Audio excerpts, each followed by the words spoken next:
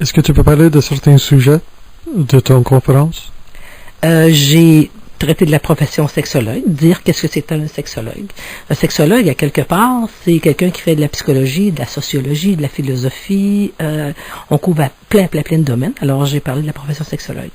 J'ai parlé des mythes de la sexualité au féminin. J'en ai parlé tantôt. Un petit peu. Il y a quatre mythes principaux de la sexualité au féminin, qui est les sexologues filles, c'est des cochonnes, ou sont des femmes parfaites, ou ils sont des hôtesses. On mélange, on pense à des hôtesses, ou c'est quelqu'un qui est cordonnier mal chaussé. En anglais, je ne sais pas comment dire, mais en français, c'est quelqu'un qui arrive un pépin au niveau affectif ou quoi que ce soit. On dit « Ah, tu savais pas ça, toi. » C'est comme si on devait tout savoir. C'est faux. Un médecin pogne la grippe de temps en temps. Hein? Fait que c'est pareil comme nous. Maintenant, une autre question. Si quelqu'un te veut contacter, qu'est-ce que c'est le meilleur moyen de contacter? Bon, on peut essayer de me trouver sur Internet.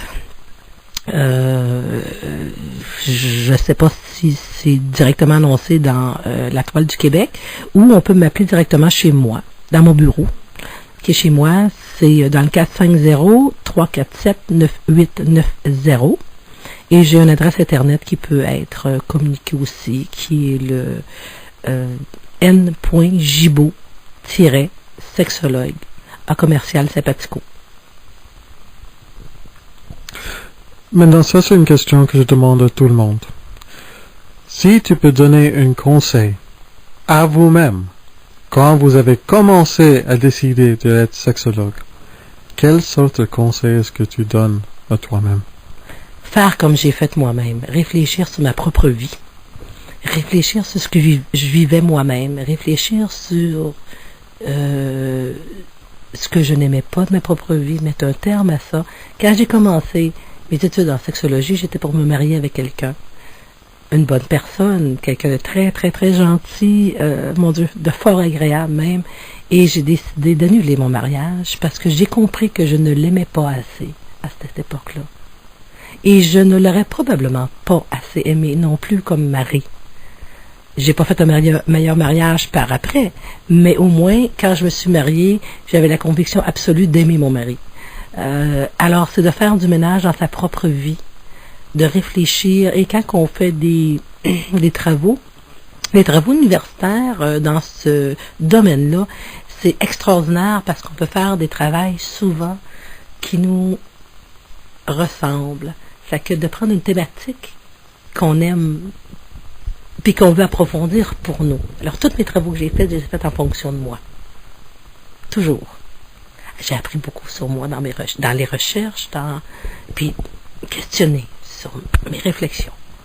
Fait que, alors, c'est d'être honnête avec soi-même et de persévérer dans ce beau monde qui est pas facile à percer parce que c'est un milieu qui est mal connu. Et puis, moi, vois-tu, mon but, c'est de médiatiser, de faire partie des médias, parce que j'aime écrire, j'aime parler d'eux, et puis tout ça, et surtout d'apprendre aux gens que le métier de sexologue, c'est un des plus vieux métiers de la Terre, et qui était là bien avant les psychologues, de toute façon, et que si on fait l'histoire un petit peu de sexologie, l'histoire de sexologie, elle est très, très, très, très vieille. C'est sûr qu'on a manqué et on manque encore beaucoup de documentation parce que dans le temps de la guerre, Hitler a fait sauter en Europe la plus grande école sexologique, l'institution sexologique qu'il y avait pour détruire plein de documents parce qu'il voulait garder les gens captifs. Puis la sexologie, si je peux dire quelque chose aux gens, c'est quand on évolue sexuellement, on arrête d'être dans un système rigide et de se laisser prendre par soit les mentalités, ou soit la culture, ou soit n'importe quoi, et on apprend à être soi-même. Alors, moi, c'est ce que j'ai appris sur moi, puis je souhaite que tous les gens qui décident d'aller dans ce métier-là, qui est super beau, de le faire connaître, et de faire connaître comme étant quelque chose de bien, de bon, de propre, et de positif, et d'agréable. Est-ce que tu penses qu'il y a certaines personnes qui ont peur d'avoir une formation de la sexualité? Et si oui, pourquoi est-ce que tu penses qu'ils ont peur? De faire une formation en sexologie? Premièrement, un des premiers un des premiers, mon Dieu, étapes à passer ou à franchir, c'est de dire à sa famille ou même à ses parents qu'on veut devenir sexologue. Parce que c'est tabou. Si on dit je veux devenir psychologue, c'est comme, oh oui, yes, super. Mais la sexologie, c'est la psychologie de la sexualité humaine. C'est comme ça que ça devrait s'appeler. Alors, c'est tabou déjà de juste dire à sa famille, il va s'apparenter, je veux devenir ça, parce que c'est un métier marginal quand même. C'est pas un métier conformiste. C'est déjà beaucoup. Alors, ces gens-là, ils doivent franchir ça dans un premier temps. Est-ce que tu penses à être sexologue te aide dans tes relations personnelles ou est-ce que tu penses, parce que vous êtes sexologue, que tu analyses tes relations personnelles? Moi, personnellement, je n'analyse pas mes relations personnelles parce que ça fait partie de ma nature. La curiosité et les questions que je me pose, ça fait partie de ma nature. Dans mes relations personnelles, c'est sûr qu'il y a des choses que je sais et que j'aime expérimenter. Mais par contre, quand on parle d'affectif ou d'émotif, moi, j'ai pas les réponses à ça, même au contraire. Moi, quand ça fonctionne pas, je vais consulter. Parce que je peux pas avoir des réponses quand c'est moi qui est dedans l'événement. Alors, je crois aux consultations, je crois que quelqu'un peut nous aider à faire le ménage. J'essaie le moins possible de mélanger ça. C'est sûr que, comme je dis tantôt, si j'ai une connaissance de quelque chose, je vais en faire part, bien entendu. Mais autrement, non. Je dirais que je suis un petit peu plus aiguisée que les autres, des fois, de temps en temps. Là. Il y a des questions qui me viennent plus, c'est sûr, parce que j'ai des connaissances qui viennent avec. Mais non, quand je suis dans une relation personnelle, je laisse aller ma relation personnelle. Qu'est-ce que sont tes aspirations pour le futur? Professionnellement, l'école, le travail et aussi personnellement. Bon, professionnellement, mes aspirations sont d'écrire un livre sur l'échangisme vu par une femme, pour être vu d'une femme, une femme sexologue, mais une femme d'abord. Je suis une femme avant tout. De percer les médias.